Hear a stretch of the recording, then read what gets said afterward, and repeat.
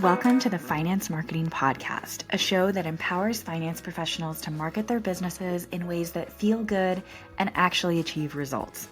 I'm your host, Hillary. I've been working with folks in financial services to develop marketing strategies that work and create results-oriented marketing content since 2020. And I've learned a lot about what works in finance marketing, what doesn't work, and where financial services pros get stuck. Join us each Friday as we explore real, effective ways to market your finance business and connect with folks who truly embody your ideal clients. My guest this week is Derrick Kinney. Derrick specializes in helping top-performing financial advisors, content creators, and coaches reach their aggressive growth goals. He believes you shouldn't have to change your life or business model. You just need to do little actions to achieve big results. Derrick sold his multi-million-dollar financial advisory business to teach his success principles. He is the author of the Wall Street Journal and USA Today national bestseller, Good Money Revolution: How to Make More Money to Do More Good. Known for making complex financial and business topics easy to understand, Derrick has been interviewed on Fox News, Fox Business, CNBC, CNN, Yahoo Finance, PBS, Wall Street Journal, among others. Derrick recently started SimpleTeenSuccess.com, a new online program to help teens become smart with money, build trust with adults, and get the best opportunities. His big goal is to give 1 million teens the important tools they don't teach in schools. So I had the pleasure of seeing Derrick speak at a conference a couple of months ago, and I walked away with so many great ideas that when he said yes to coming on the podcast, I was absolutely thrilled. Meeting Derrick in person was such a joy. He is just full of energy, full of positive vibes. I just loved him. So in this conversation, Derrick and I dive deep into why the traditional way that most advisors introduce themselves, leading with, "Oh, I'm a financial advisor," is actually costing them clients. And he's sharing his proven framework for repositioning yourself around the problems that you solve instead of your credentials or your job title. So we talk about how to craft an instantly relatable introduction that makes prospects lean in rather than back away. And Derrick shares really specific communication strategies for client meetings that build trust and make prospects feel valued rather than sold to.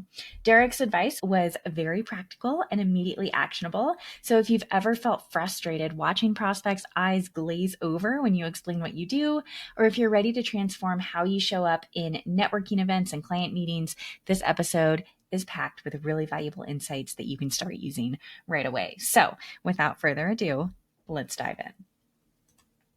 Derrick, thank you so much for joining me on this episode of the Finance Marketing Podcast today. I am just delighted to have you here. How are you?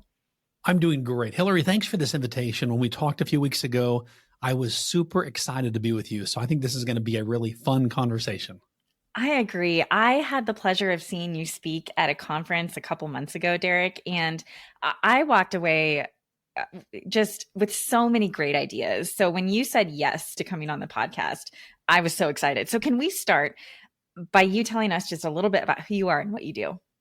Yeah. So I'm a former top financial advisor, sold my business about 5 years ago, and decided to really coach and consult with advisors, helping them avoid the mistakes, all the pain, all the wasted money that it took me to become a top advisor.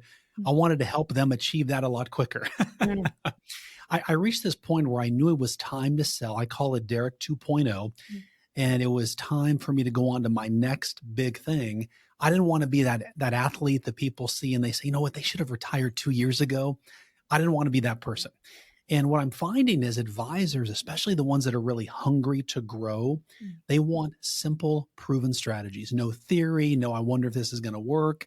I just give them the proven stuff. I'm teaching top advisors every day, and they're making more money and attracting more clients. So I'm having the best time of my life ever right now.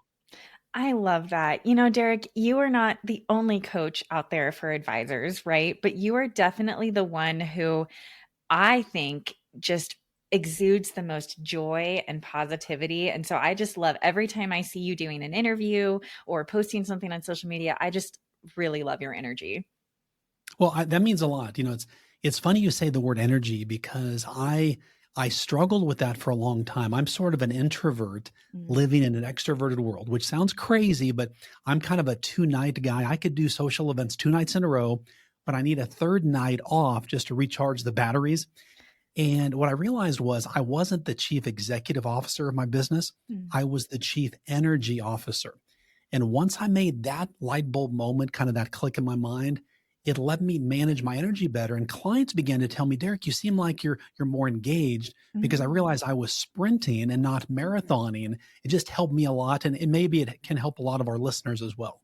Yes, absolutely. And I think I probably want to dig into that a little bit more later in our conversation. But what I'd really love to start with is, so I heard something interesting a week or two ago. I think I saw a LinkedIn post about it, is that advisors don't really have a leads problem anymore. Leads are everywhere. There are so many places to get in front of people now. There are so many places to start those conversations.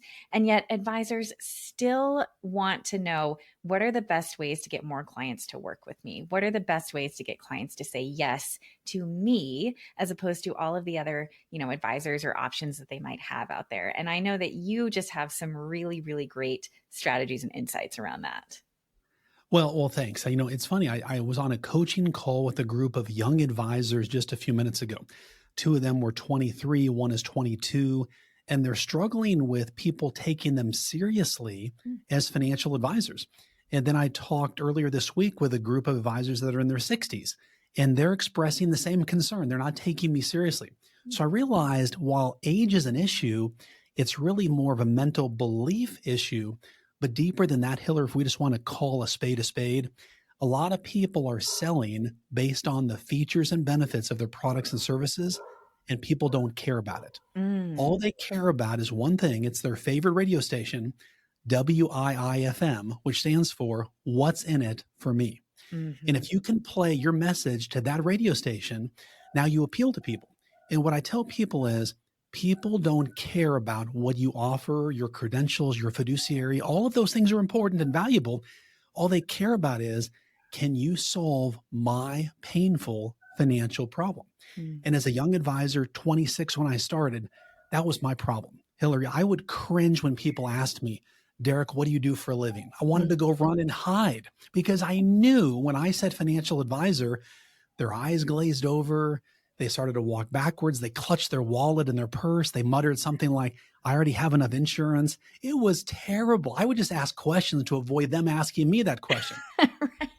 Right. And then one day, though, I had this discovery. And that is, first of all, it had to be better than this. I didn't get all these licenses and care about people so much only for them to judge me based on what they thought a financial advisor did. And so I came up with what I now call my you know how statement. And so it basically, let me give you an example, Hillary. So let's say that I'm asking you this question, and I say, Hillary, you know how when you take your car to the mechanic, it often feels like you're getting taken advantage of or overcharged? And you're like, yeah, you're nodding your head. It's immediate recognition. And so what I learned was, instead of saying I'm a financial advisor, I then went in with, you know how, and then insert a relatable instant problem. So for me, for example, this was my you know how statement. Hillary, you know how so many people, they worry about running out of money in retirement? We help fix that. Through our 5-step financial planning process, we create a unique strategy for them so they don't have to worry about running out of money, so they feel confident and have peace of mind. We specialize in retirement income planning, period. Now, in all of that, did I say I was a financial advisor, a wealth advisor, a dream funder, whatever fancy name you want to call yourself? No. All I did was I connected with a pain point that most of my prospects would instantly understand, and then it opened a door. Now, does it guarantee they become your next client? No. But if you say I'm a financial advisor, the door is going to close in your face. At Mhm. least when you connect with a you know how statement, it invites them to knock on the door and ask, tell me more about that. If you get them to the tell me more, you have won the conversation battle. Right. Absolutely. This is, I think, the number one thing I remember from the talk that I saw you give. And I hope I'm not going to give away anything that you were planning to share later on, but you Share had away. this perfect. You had this phrase that has stuck with me ever since. And that phrase was, to make it rain, connect with pain. Yeah. Yeah. If you want to make it rain, connect with pain. Hmm. And this, again, was born out of my own mistakes, my own personal frustrations as a young financial advisor, who I felt like I was being judged. When Mm. people would ask me, what do you do? I said, financial advisor. they would say, I've already got somebody. They start to judge me before I could add value to their lives. Mm-hmm. And what I realized was I was doing them a disservice. And what I learned was financial advisors basically are painkillers. Mm. We are the medicine for America's financial pain. But it's up to us, and we have to own this. We have to learn how to communicate and connect with prospects effectively. So now I learned my job is to teach people what to say and do so high net worth clients choose you. And Mm. so if you want to connect with someone, for example, I was talking to a 24-year-old advisor a few weeks ago. The RIA that employs her said, Derrick, I've got a problem. I've got this newer advisor. She's struggling to attract high net worth prospects and really any prospects. So I asked, could I have a couple coaching calls with her? And I asked her, I said, how do you feel when a prospect talks to you? And she said, this is fascinating, but it's not uncommon. She said, I feel like they're judging me inside their head and Mm. they're questioning my age. They're like, are you serious? Are you like even old enough to drive, for goodness sakes? Why would I invest my money with you? That's what she was thinking. She was very vulnerable with me. And so I said, would you be willing to try something different in your next prospect interaction? And she said, I have nothing to lose, Derrick. I'll try it. So we crafted out a script that sounded something like this. Um, Someone would ask her, she was actually at a high net worth business owner event. And one of the people there said, hey, what do you do for a living? And she said, Derrick, I felt nervous, but I just said what you said to say. And I said, well, you know how so many successful founders and business owners, what really keeps them awake at night is the thought that all they've worked hard for is going to be squandered by their lazy kids and grandkids. We help fix that.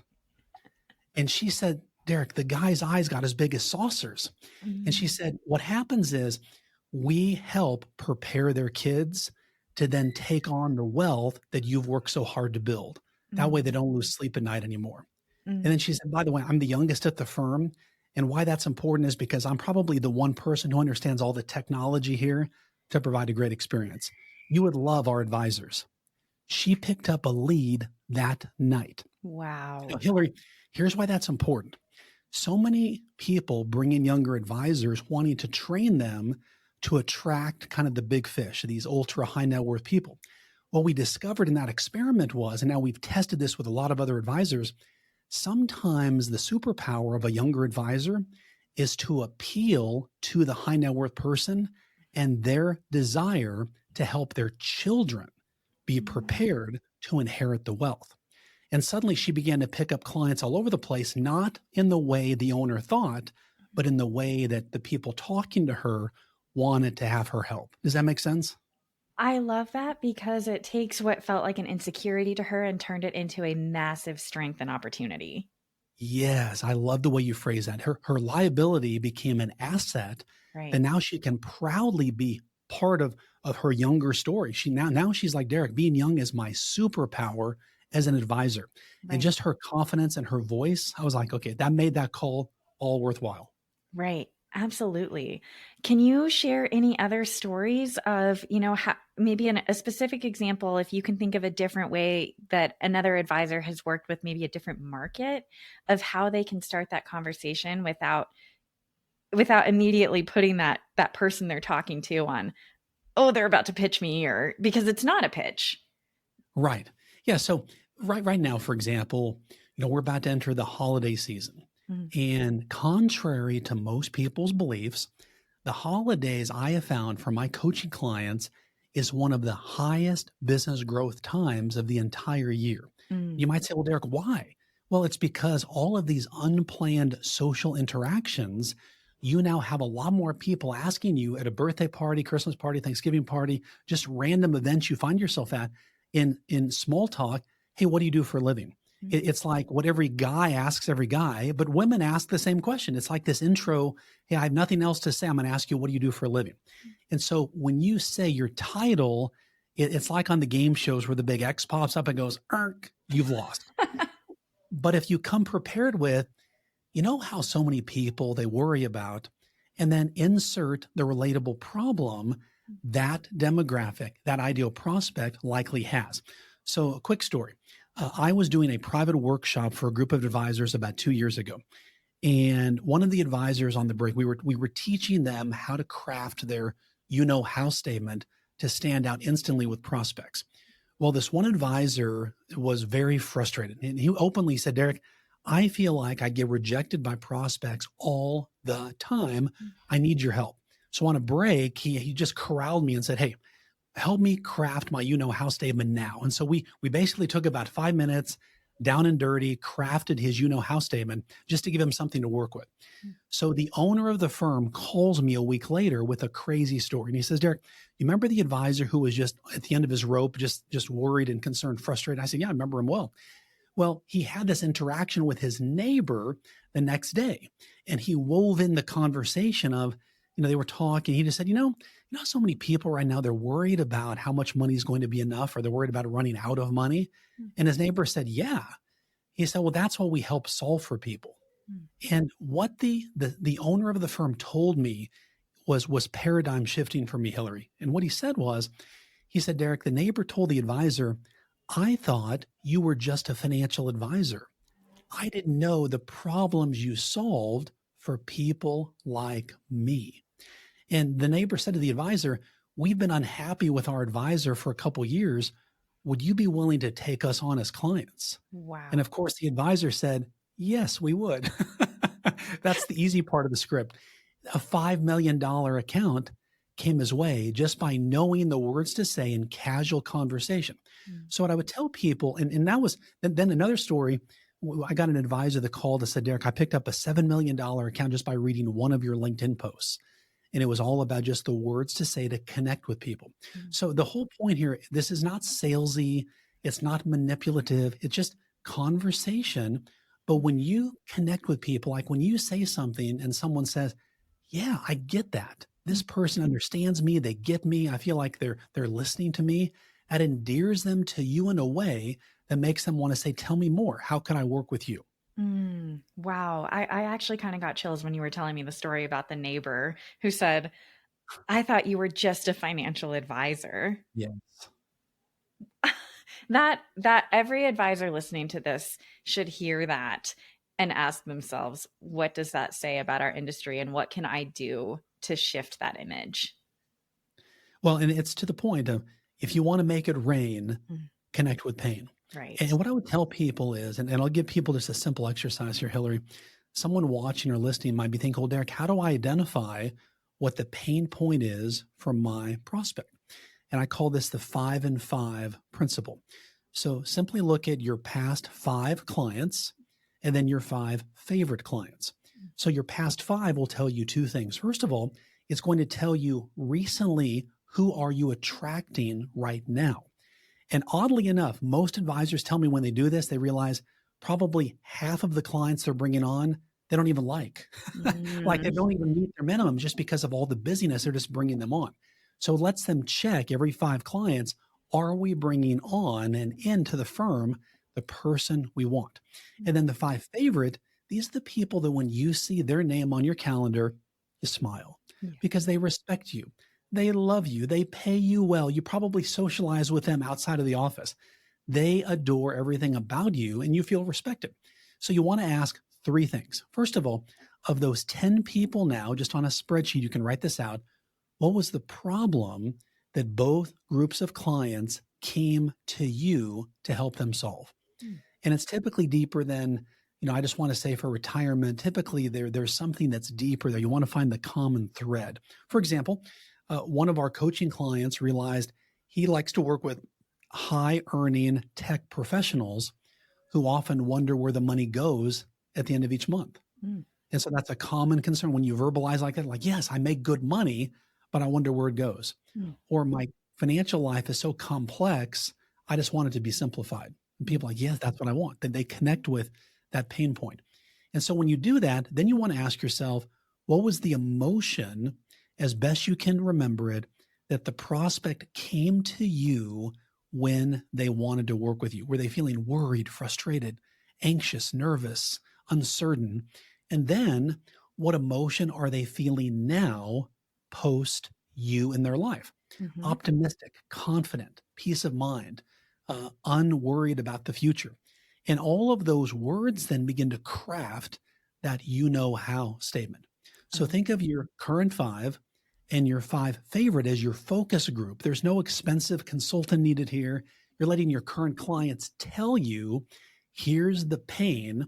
And if you talk more to this pain, you're going to make it rain and attract more people just like us. I love that. And my marketing brain is already going to, well, this is your you know how statement. This is your messaging. This better be the theme of your whole website.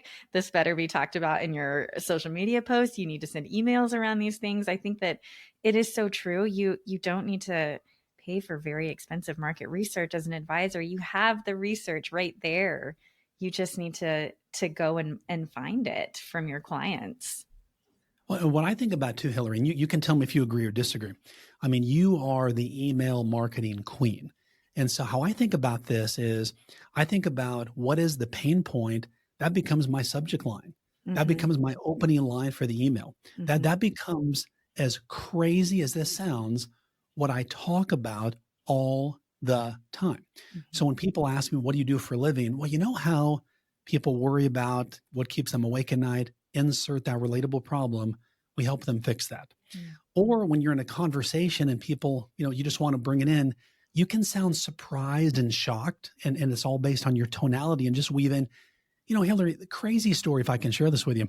So many people I'm talking to right now, they tell me, I'm so worried about how much money will I need in retirement. Mm. Well, then when you say that, the person's going to say, I've got that same worry. And now you've got a conversation that Mhm. is broken out. And what I would ask advisors is this. I call this the Coldplay principle. Okay. When Coldplay comes to your town, they come to Boston, Nashville, Dallas. Do you think before the concert, they all huddle together and they write all new songs for every city they play in? Mhm. No. No, they simply play the best hits and they sing them like they've never sung them before. It Mhm. sounds fresh. But as advisors, a lot of us are type A. We like to recreate everything over and over again. We have a success Monday, we rebuild the whole system and we forget our success on Monday. Now we're struggling on Friday. I Mm. mean, that's just how so many advisors are. You just want to repeat the same painful problem over and over and over. Think of yourself like you're the politician on the presidential campaign trail. They say, stay on brand. Mm. Your brand is when you own a problem, you own your success. When you own a problem, you own your success. When people think about running out of money, I want them to think of that advisor who talks about that problem all the time. Absolutely. I could not agree more. I think one of the biggest mindset issues that people get into their own heads about is I'm just repeating myself all the time. People are tired of this. People aren't paying that much attention to you, though. No, and think about this. So I was on stage actually in Las Vegas at the Financial Planning Association event. And one of the things I've begun doing is I'll bring on stage a Hershey bar and a Godiva chocolate. Mm. Okay. And I'll ask the audience, if you're going to give chocolate to a chocolate lover in your life, which one would they say you spend more time and care about me more? If you Mm. give them the Hershey bar or the Godiva chocolate? So I did a Godiva. price check. The Godiva, exactly. So the Hershey bar, and again, the weight and the quantity is about the same. Mm. Hershey bar costs about $6 for one of the big chocolate bars. Godiva costs almost $20. It's almost 3 times as much. Mm. And what I ask the advisors is, what causes Godiva to be worth more than Hershey's? And it comes down to typically 2 words: packaging and perception. Mm. And then I ask the advisors this question, and I'll ask your advisors as well. Right straight up, in your local community, do your clients and your prospects see you as the Hershey bar advisor, or are you the Godiva chocolate advisor? Mm-hmm. And then you could hear a pin drop in the room because I know I hit a big nerve when I say it. Mm-hmm. And what I tell them is the difference is, do they view you as a specialist? So let's say you needed to have a delicate medical procedure done on your heart. Would your first inclination be, I need to go see my general practitioner who knows a little bit about a lot? Or would you call the heart specialist? Mm. You'd call the heart specialist, right? Every time. Yeah. And so what I would ask advisors is, if they were going to call the specialist, what expectations would you have prior to you calling the specialist? Mm. Number one, let's say it's let's say it's Thursday at 4 p.m. Would you expect to get in tomorrow morning to see the specialist? Yes or no? Absolutely not. No, no. Based on your insurance, this can vary, but would you expect to pay more or less to see the specialist? Absolutely more. More. And then third, would you go in expecting to listen to every word the specialist told you? Or would you say, you know what, I'm a do-it-yourselfer. I'll probably do this myself anyway. I don't really care about what they're going to tell me. I would come with a notepad. Exactly. A notepad, a recorder. So those three things, and this is before you even step in there. It's probably going to take me a while to get in. It's going to cost me more. I'm prepared to listen to whatever he or she tells me. Mm. And so the point is, when you begin to own a problem and own your success, and then begin to verbalize, we specialize in, people automatically want to work with specialists. Even if they don't have the problem that you solve, often their mind psychologically says, how can I opt in and find a way to work with the specialist? Because it gives them status. It gives them a peace of mind of, I'm working with the expert. So I like to say words equal wealth. And the right word spoken at the right time, said to the right person about the right painful problem, leads to great profits. Yes. Okay, I'm going to ask you kind of a nitty-gritty question here about this, because I think I'm seeing maybe some tension between your you-know-how statement and where you use that, and also between being a specialist, having a very specific niche, which is something that I'm a huge fan of. I talk about all the time.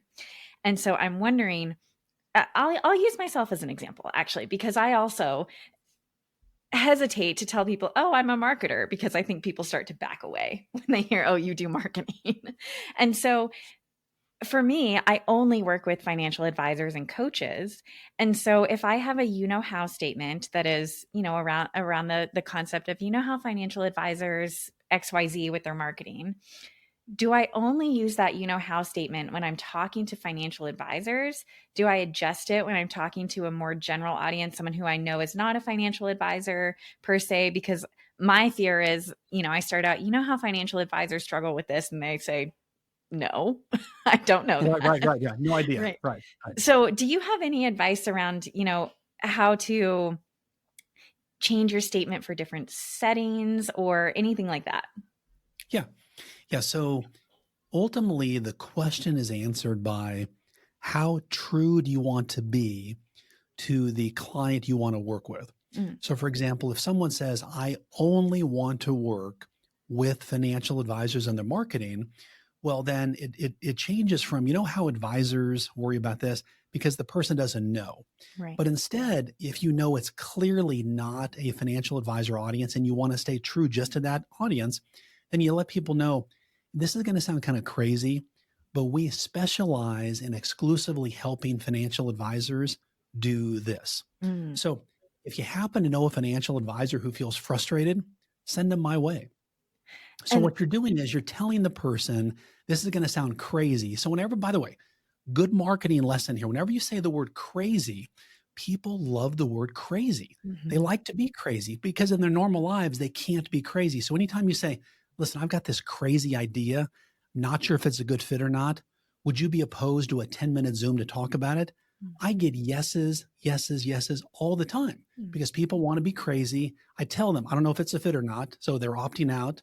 And then would you be opposed? People say no. When you answer the no question instead of a yes question, it draws them in. All of those things are easy marketing things. But let's say that you want to work with multiple audiences. So let's say in the room, that, hey, there's entrepreneurs and advisors. Well, you may want to say, how so many advisors and entrepreneurs, they struggle to stand out. They feel like they're blurred in with everybody else. We fix that.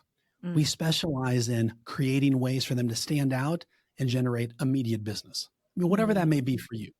And then the key is you're basically putting that in language that people quickly understand.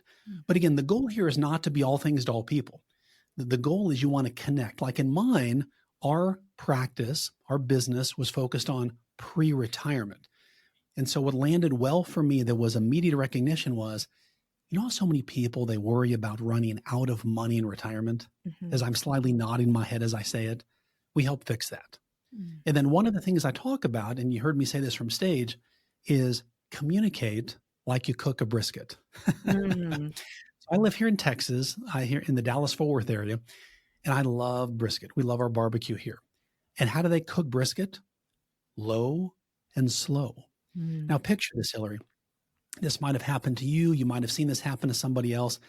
You get called on by surprise and you're not expecting the person to ask you something.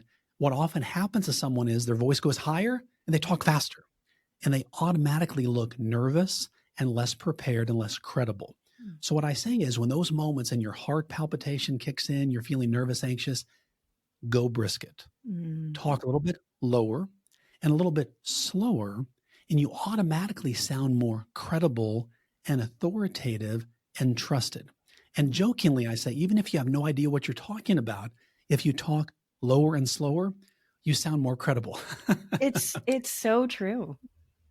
And so, practically, how that plays out would be when someone asks you, what do you do for a living? Now, I might sometimes put my finger to my mouth, I might lean in, and the goal is you want to sound like you're delivering a painful message that you care so deeply about.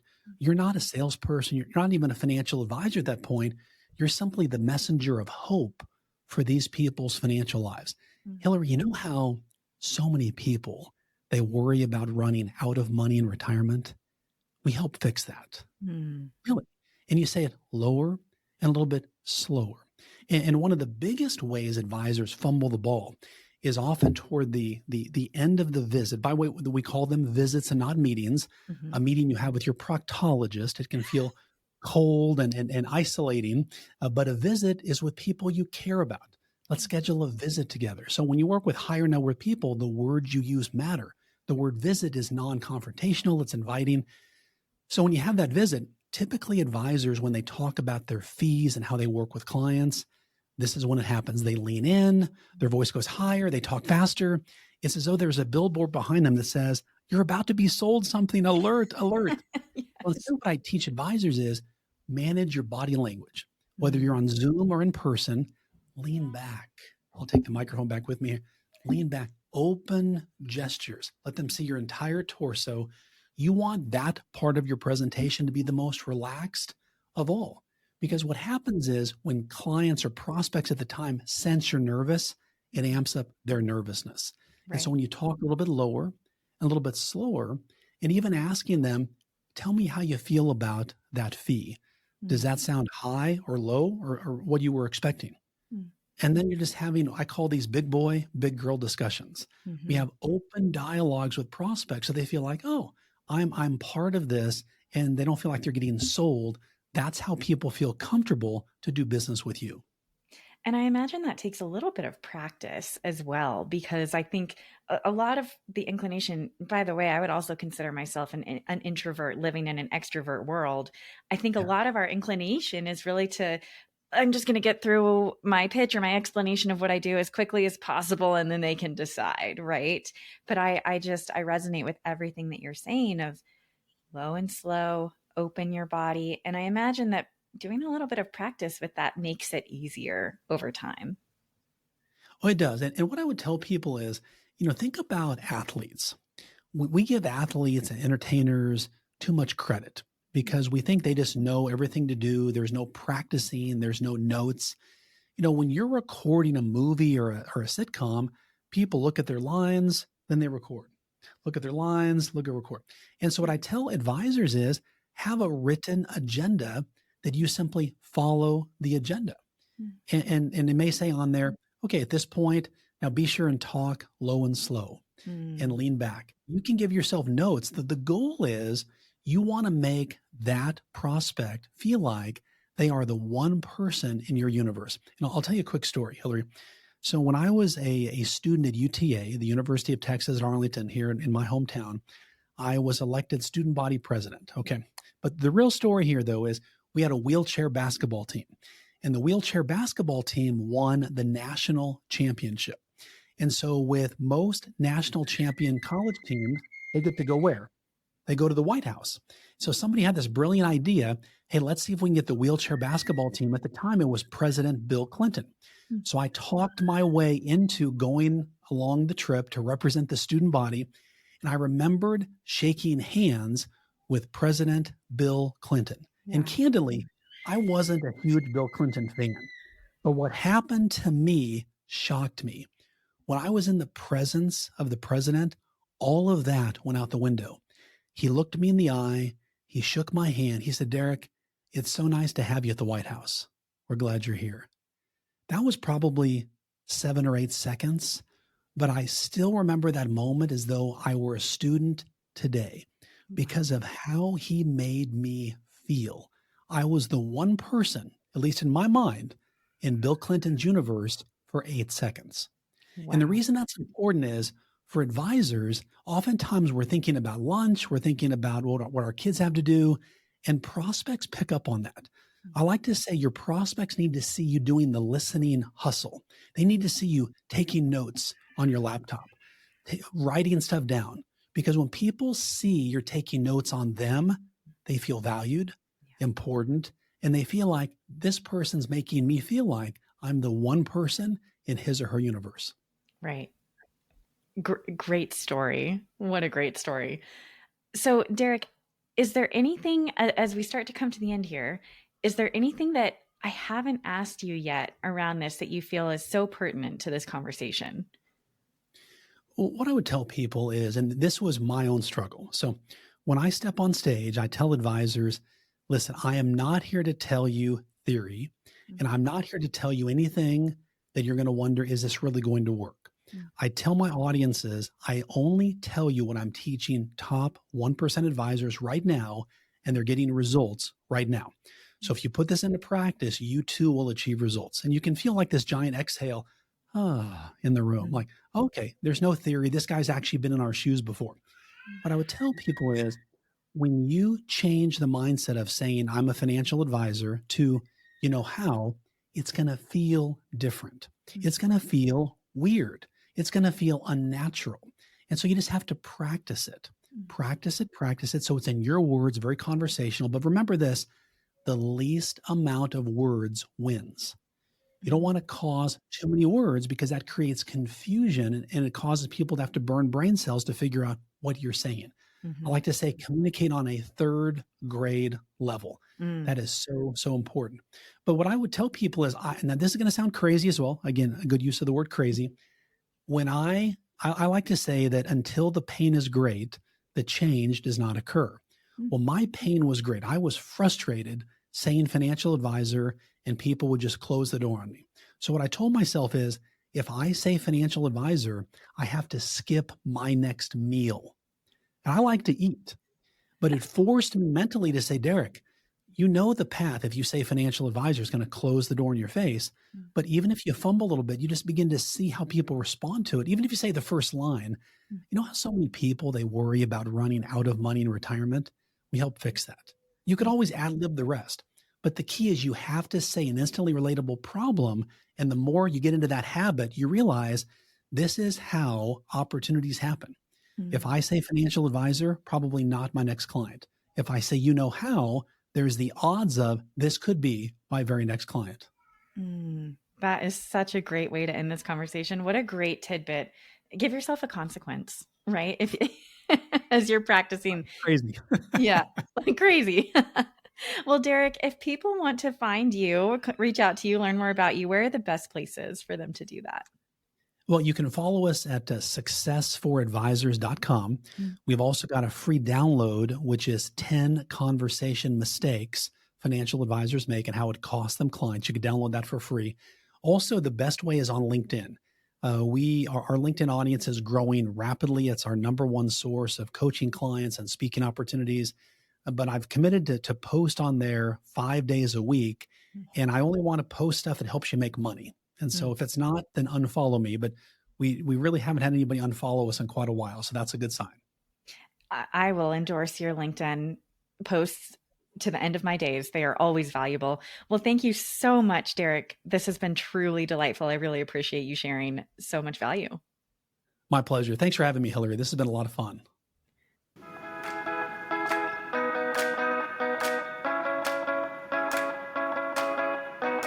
Thank you so much for joining us on this episode of the Finance Marketing Podcast. If you're eager to market your business in a way that feels good and actually gets results, sign up for the Finance Marketing Podcast newsletter in the show notes so you never miss another episode. If you liked what you heard today, please be sure to subscribe to the show on your favorite listening app and leave a review on Apple Podcasts. We'll see you back here next Friday.